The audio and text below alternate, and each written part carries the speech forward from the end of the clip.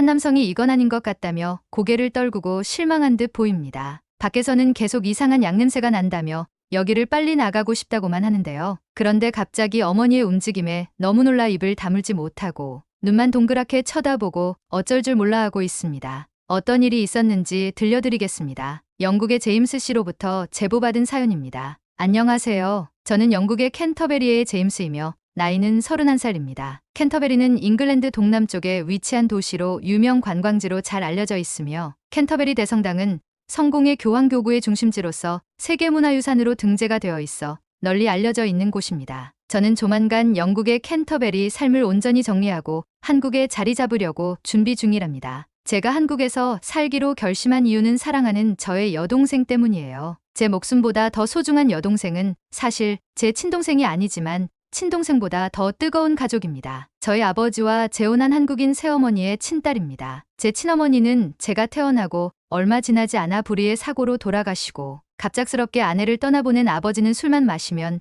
어머니를 그리워하며 눈물 짓곤 하셨습니다. 그러던 중 지인 소개로 아버지와 비슷한 사연을 가지신 한국인 어머니를 만나시게 되었는데요. 그런 어머니에게 딸이 한 명 있었는데요. 한국의 어린 여자아이는 얼마나 귀엽고 예뻤는지 모릅니다. 어려서부터 같이 부대끼고 싸우고 친남매보다도 더 잘 지내고는 했습니다. 그렇게 새어머니는 저에게 무척 잘해주셨습니다. 저는 10살 때까지도 친어머니인 줄만 알고 지냈습니다. 한 번도 저를 차별하거나 더 혼내는 일이 없으셨죠. 제가 사고를 치고 안 좋은 모습까지도 어머니는 모두 감싸 안아주셨죠. 하지만 사춘기를 겪으면서 저와 가족들 사이에 조금씩 금이 가기 시작했죠. 사춘기였지만 그래도 지금 생각해보면 후회되는 일들이 많이 있답니다. 어머니와 여동생이 저와 다른 인종이라며 친구들이 놀려댔기 때문이었는데요. 가족 모임으로 외식을 할 때마다 주위에서 느껴지는 시선이 너무 싫고 화가 나 더욱더 반항을 하게 되었습니다. 다른 인종인 것이 그때는 받아들여지지가 않더라고요. 지금이라면 그냥 우리는 그런 가족이고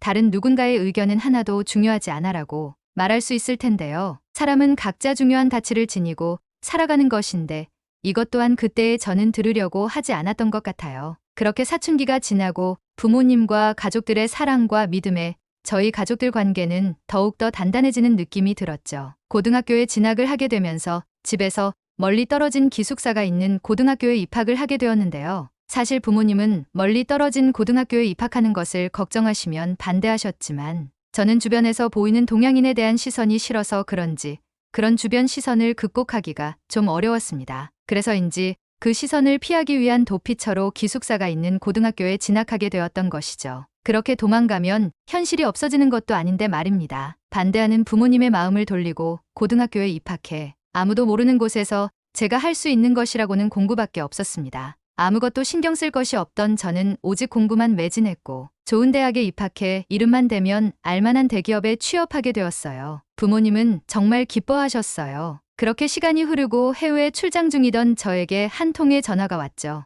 어머님의 다급한 목소리로 아버지께서 운전하시던 차량이 교통사고가 났다고 하시며 울먹이시더라고요. 그래서 저는 천천히 상황 설명을 해달라고 말씀드렸어요. 어떻게 된 거냐고. 그날 아버지와 어머니, 동생과 함께 저녁을 먹기로 하고 운전을 하시며 가시던 중이셨는데 마주오던 차량이 중앙선을 침범하면서 정면 충돌이 있어난 거라고 알려주시더라고요. 아버지께서 어머니와 동생이 최대한 부상당하지 않게 하기 위해서 충돌 위치를 운전석 쪽으로 방향을 돌리셨다고. 그래서인지 어머니와 동생은 경미한 타박상만 입은 반면에 아버지께서는 심각한 부상을 입으신 것 같다고 하시면서 우시더라고요. 저는 급하게 출장 일정을 중단하고 영국으로 넘어가 병원에 도착하였는데 저 멀리서 어머니와 여동생이 저를 보면 눈물을 흘리고 있었습니다. 전 그 모습을 보고 설마 하는 불안한 마음이 들었지만 다시 한번 마음을 가다듬고 아버지가 어디 계시는지부터 찾았습니다. 여동생에게 물어보니 아무런 말도 하지 못하고 눈물만 흘리고 있었습니다. 저는 그렇게 아버지의 마지막을 지켜드리지 못하고 아버지를 하늘나라로 보내드렸죠. 장례가 끝나고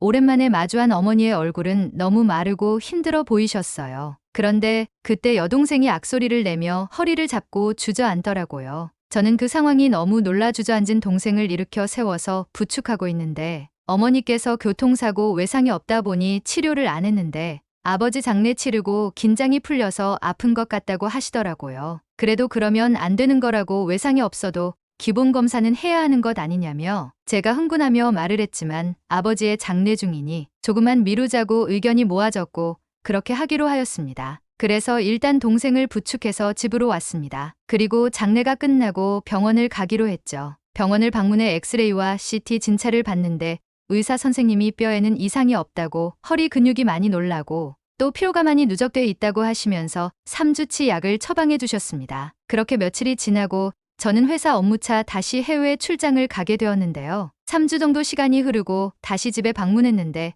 동생이 침대에 누워 있더군요. 저는 이상하다고 생각했어요. 약 처방을 받을 때 좋아질 거라고 했는데 동생의 표정은 전혀 그래 보이지가 않았어요. 저는 어머니께 이 사항에 대해서 여쭤봤는데 그날 약을 처방받고 4일 정도 괜찮아지는 것 같더니 5일째 되는 날부터는 여동생이 혼자 일어나질 못하고 있다고 해당 병원에 다시 방문도 해봤지만 그 병원에서도 외상도 없고 원인을 모르겠다고 얘기를 들었다고 하더라는 거예요. 그래서 저는 그렇게 무책임할 수 있냐며 따졌지만 어머니가 잘못한 것은 아니니 현실적인 대안을 생각해야만 했습니다. 이렇게 가만히 있을 수가 없어서 45개월 정도 이 병원 저 병원 진료를 받았지만 여동생의 몸은 호전되어지는 모습은 보이지 않았습니다. 그러던 중 한국에 사시는 어머님 형제분께서 돌아가셨다는 소식을 전해 듣고 어머님과 여동생도 함께 한국행 비행기를 탑승해 한국에 도착하였습니다. 공항에는 어머니 동생분이 나와 계셨는데요. 오랜만에 한국에 온 어머니는 무척이나 행복해 보이셨죠. 또 몸이 불편한 동생을 최대한 배려하며 이동을 했습니다. 그렇게 장례가 끝나고 장례식장 방문했던 가족분들이 어머님께 동생 이야기를 들으시더니 한방병원을 가보라고 하시더라고요. 한방병원이 뭐 하는 곳이지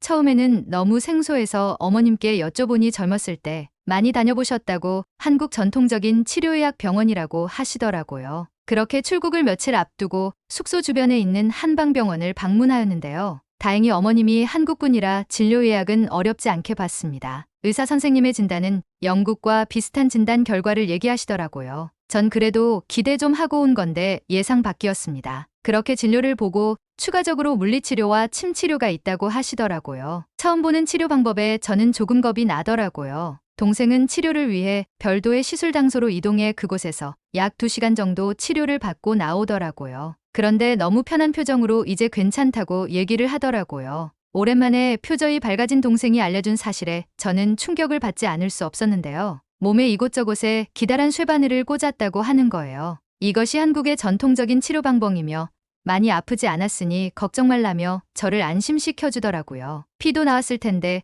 저는 순간 우리가 실수한 건 아닌지 동생을 더 아프게 하는 건 아닌지 정말 걱정이 되었습니다. 그렇게 첫 진료를 받고 의사 선생님은 며칠간만 꾸준히 치료받으면 더욱 좋아질 수 있다고 하셨고 우리는 치료를 위해 한국에 조금 더 있었습니다. 병원의 지시대로 그렇게 며칠을 더 치료를 받고 건강해진 몸으로 다시 영국으로 돌아와 평범한 일상을 지내고 있습니다. 영국에서는 수개월에 걸쳐 치료할 병을 한국에서는 단 몇 시간 만에 치밀하는 시술과 물리치료로 완전한 치료가 되었다는 게 대단하더라고요. 그렇게 한국이라는 나라에 관심을 더 갖게 되었죠. 그래서인지 저는 어머니의 나라 한국에 대해서 조금 더 알고 싶어지더라고요. 그렇게 어머님께 더 연세가 드시기 전에 한국에서 정착해보는 게 어떠시겠냐고요. 말씀을 드렸죠. 그러자 어머니께서는 흔쾌히 허락해 주시더라고요. 그래서 현재 한국에 정착하기 위해서 준비 중입니다. 앞으로의 한국 생활이 너무 설레이고 기대되네요. 들어주셔서 감사합니다.